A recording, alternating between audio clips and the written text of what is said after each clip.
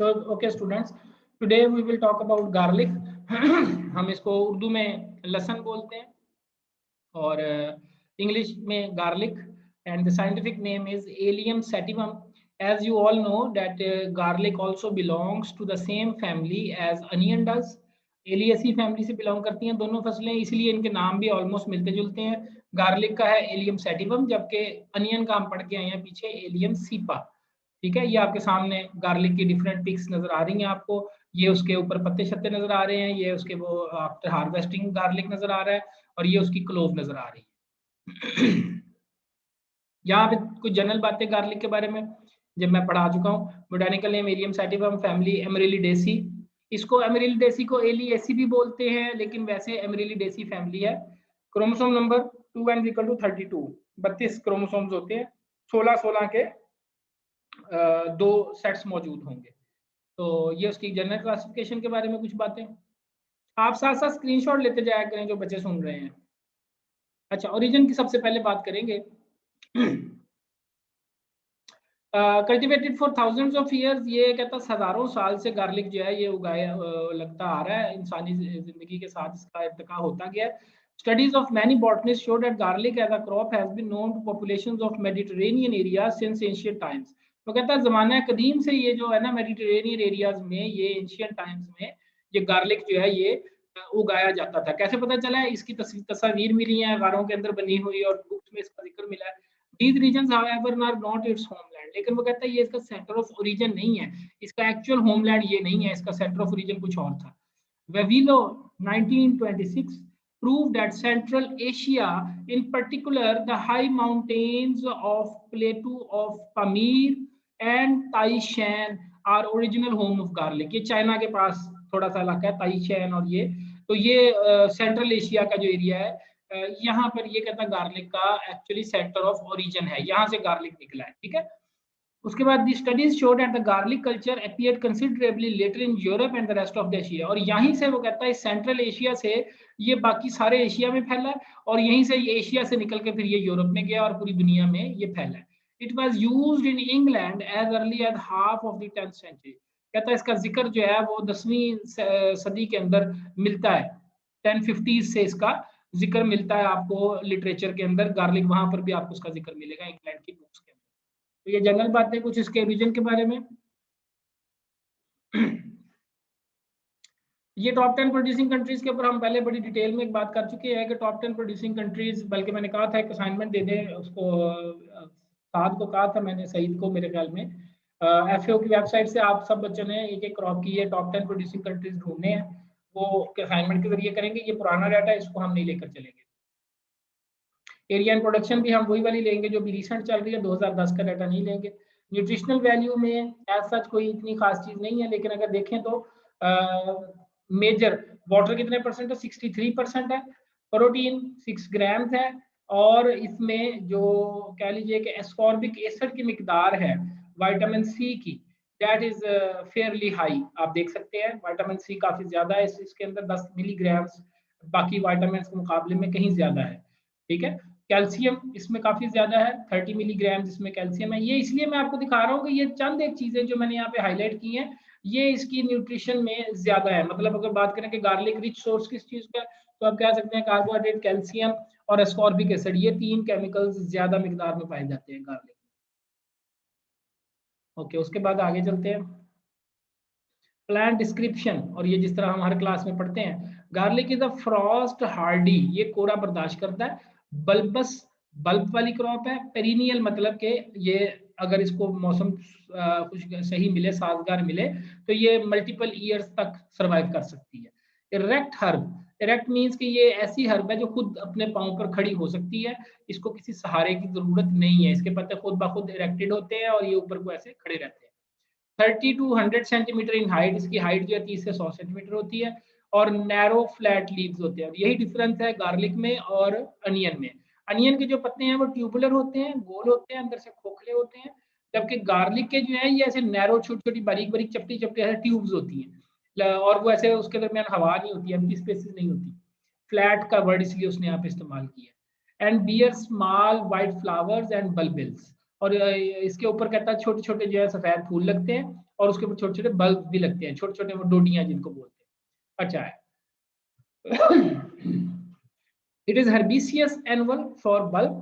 कहता है अगर तो आपने इससे गार्लिक पैदा करना है, मतलब आपने सिर्फ लहसुन खाना है, then it is herbaceous annual, मतलब आप एक साल में ये इससे आपको लहसुन ये दे देगा। लेकिन अगर आप इसका बीज बनाना है, then it is a biennial crop, और ये 2 साल में बीज पैदा करेगी। और जैसा मैंने पहले बताया कि इन सर्टेन कंडीशंस, अगर हालात साजगार चले, इसके साथ रहें हालात, तो फिर ये पेरिनियल में भी कन्वर्ट हो जाती है, ये मल्टीपल ईयर्स के लिए भी सर्वाइव कर सकता है। आप देख सकते हैं यहाँ पर कितनी कॉम्प्लेक्स है। एक तरफ हम एनुअल्स को कह रहे हैं, दूसरी तरफ हम कह रहे हैं कि ये बाइनियल की तरह भी बिहेव करती है, and in some cases it even may go to perennial कह लेंगे बिहेवियर, उस तरफ को भी जा सकती है। The scape of garlic is smooth, वो कहता है जिसके ऊपर वो उसकी स्केप होती है, जो छाल होती है, दैट इज स्मूथ, राउंड गोल होती है, and solid for its entire length, unlike onion which is hollow. जो कहता है अनियन, ये जो प्याज के ऊपर जो कहता है ये इसके पत्तों की ऐसी ये होती है ऊपर जो झिल्ली होती है, ये कहता है पूरी ये पूरी स्मूथ होती है और राउंड होती है, मतलब कि ये पूरी इसके गिर्द घूमी हुई है, एंड सॉलिड, और सॉलिड होती है, अंदर से बिल्कुल सख्त होगी, आप इसको दबा के देखेंगे ये प्रेस नहीं होगी। जबकि अनियन में जो है ये अंदर से खोखली होती है, मैं अभी बता के हटा हूँ कि अंदर से पत्ता जो है उसको ऐसे काटे तो उसके अंदर सुराख होगा, जगह खाली होगी।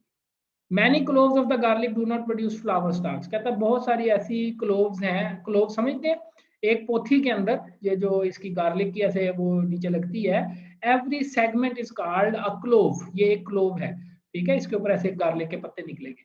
अब वो कहता है इसमें इन क्लोव्स में से सारे क्लोव्स जो है फूल नहीं बनाते। Many cloves of garlic do not produce flower starch, flower starch नहीं बनाते। लेकिन अगर जो फ्लावर बनाते हैं, कुछ गार्लिक की नस्लें ऐसी हैं जो ये फूल नहीं बनाती, और कुछ ऐसी हैं जो फूल बनाती हैं। जो फूल बनाती हैं उन उसके फ्लावर को कहते हैं अम्बल। ये मैं प्याज वाली में भी आपको बताया था, flower of garlic is called अम्बल। अम्बल एक खास शेप है फूल की, इसकी शक्ल जो है वो अम्ब्रेला से थोड़ी सी मिलती है।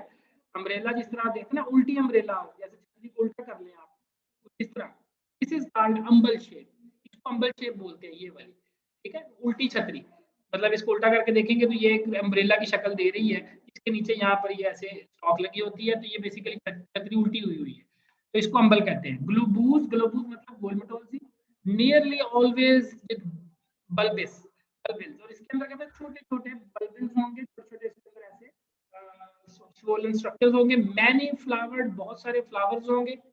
बेटा किसी का माइक्रोफोन ऑन है, काइंडली अपना माइक्रोफोन ऑफ कर दें।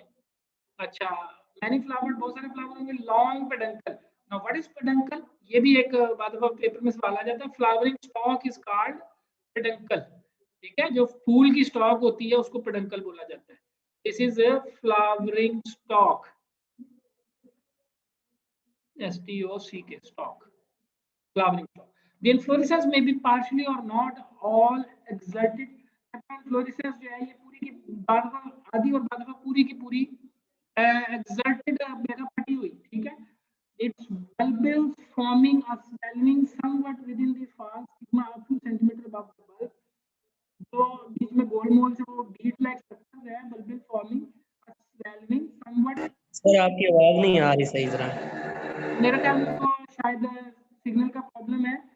मैं रिकॉर्डिंग कर रहा हूँ, आपको रिकॉर्डिंग भी भेज दूंगा, टेंशन ना लें, ठीक है। स्वेलिंग समवेयर, एक मिनट बेटा तो रुकिएगा। तो बच्चा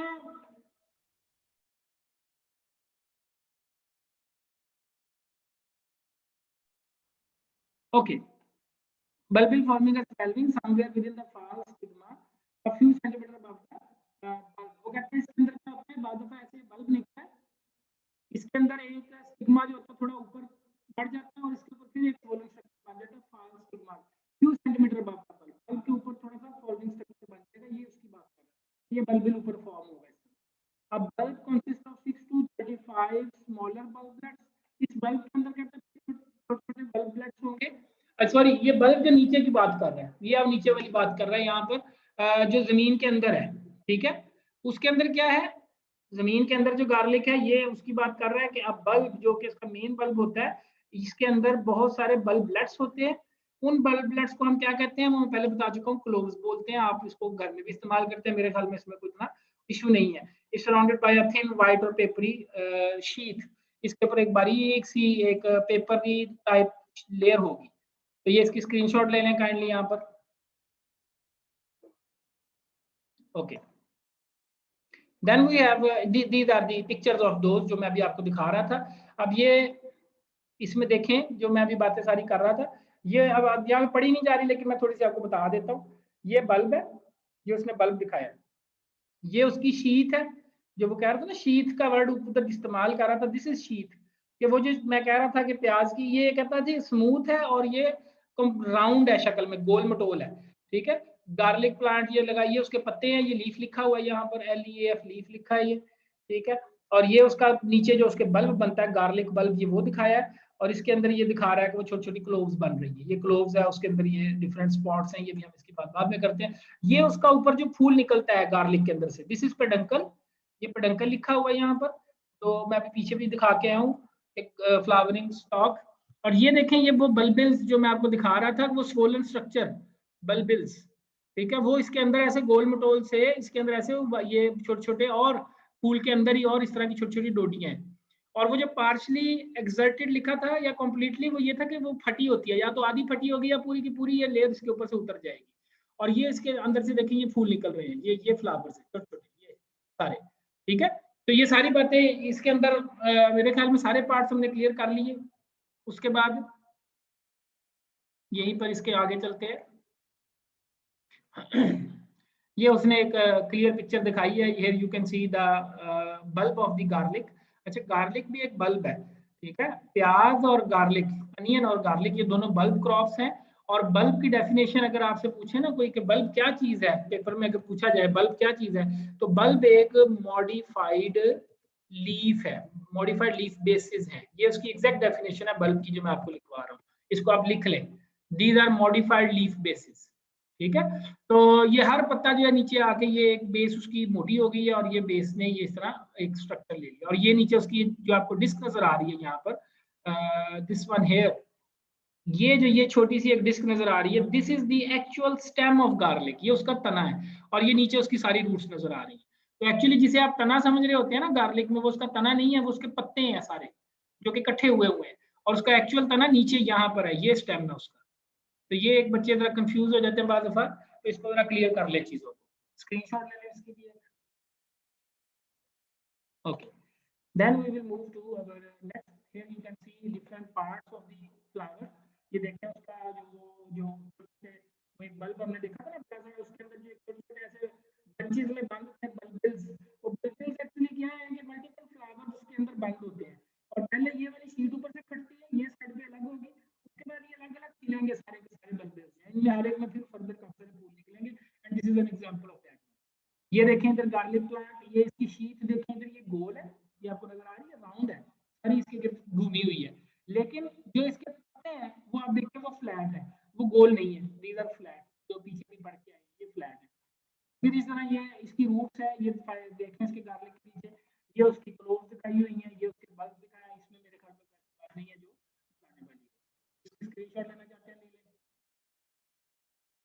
okay, next we will have climatic requirement. और आज हम मेरे ख्याल में यही पढ़ेंगे, यही करते हैं, फिर आगे इंशाल्लाह नेक्स्ट क्लास में करेंगे।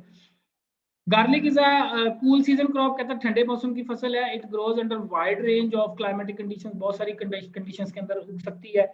However it can not stand too cold weather, कहता बहुत ज्यादा सर्दी में इसको भी नुकसान होता है, लेकिन आमतौर पर it prefer moderate temperature in summer. और गर्मियों का कहता है मुतदिल सा टेम्परेचर, जो स्प्रिंग का मौसम है वो इसके लिए बहुत अच्छा है, लहसन के लिए स्प्रिंग का मौसम, मुतदिल गर्मी।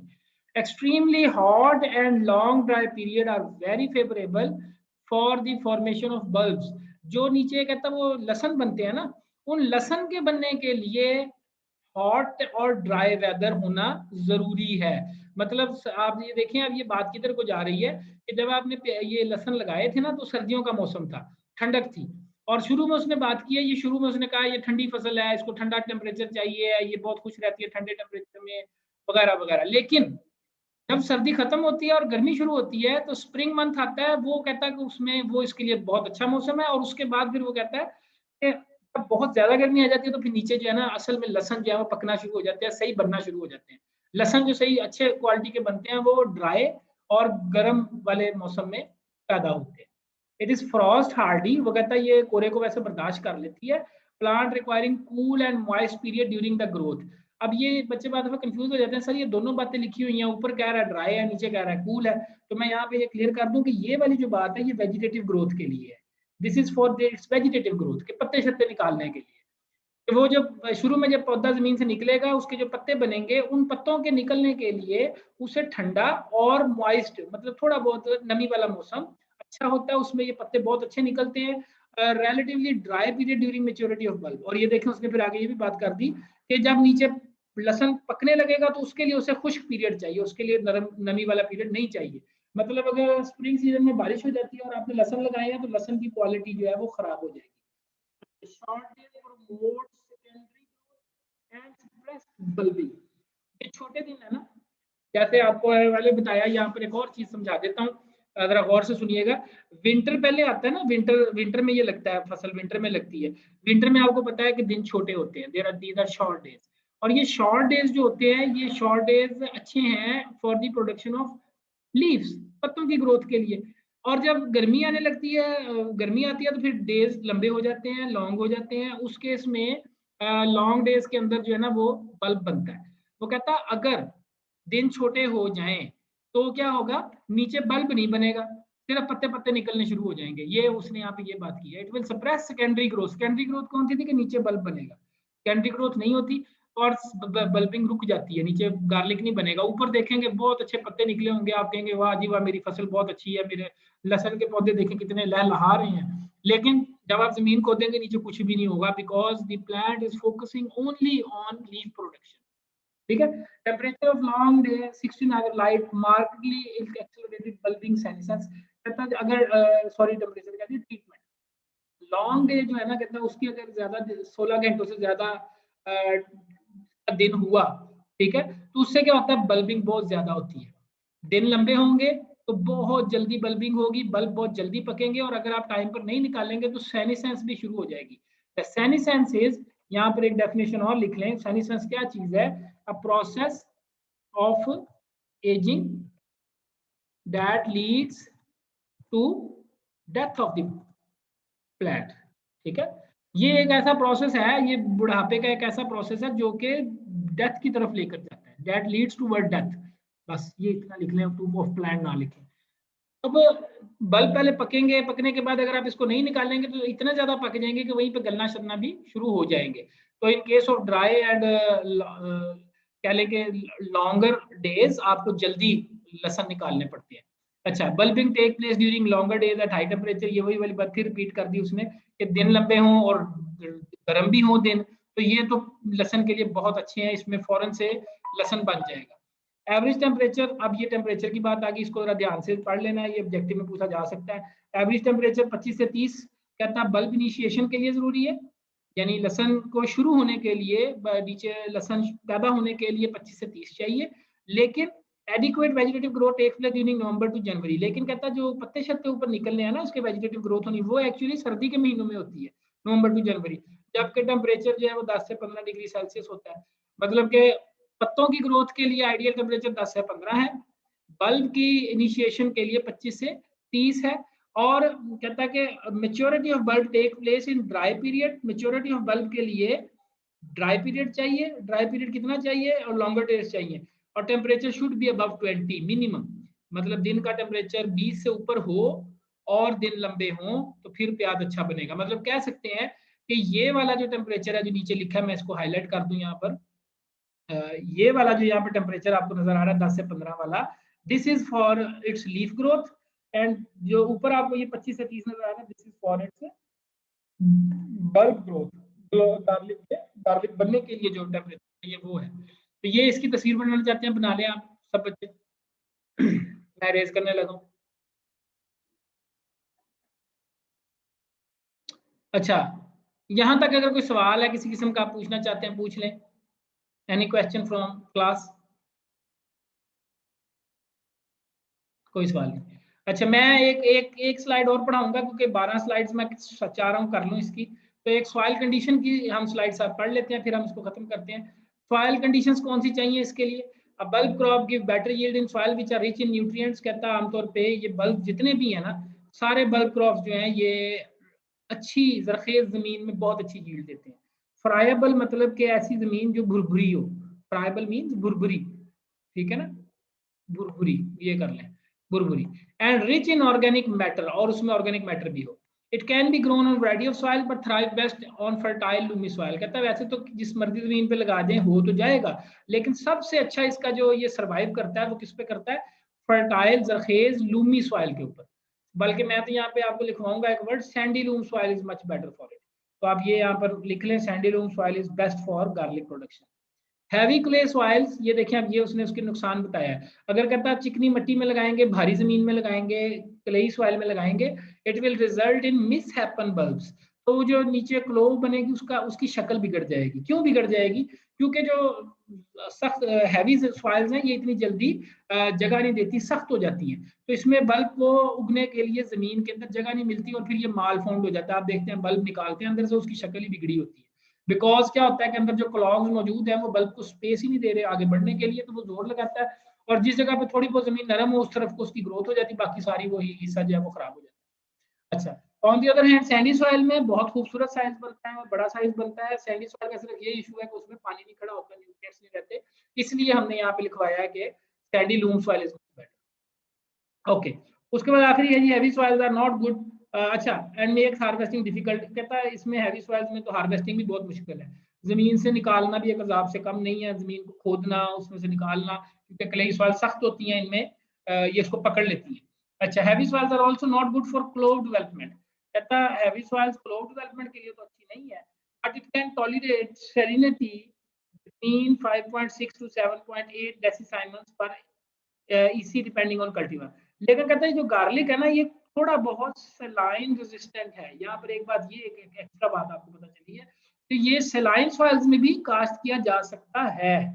It can be a medium level salinity, तो ये उसको बर्दाश्त कर सकता है। तो ये इसकी भी स्क्रीनशॉट लेना चाहते हैं ले लें, तो मैं यहाँ पे इस मीटिंग को एंड करूंगा, स्क्रीनशॉट ले लें काइंडली। ओके, अब बस ठीक है, सोइंग टाइम से नेक्स्ट क्लास में पढ़ेंगे। आज यहाँ तक पढ़ लेते हैं। अब जो सवाल है आपके जहन में, आप कुछ पूछना चाहते हैं पूछ लें।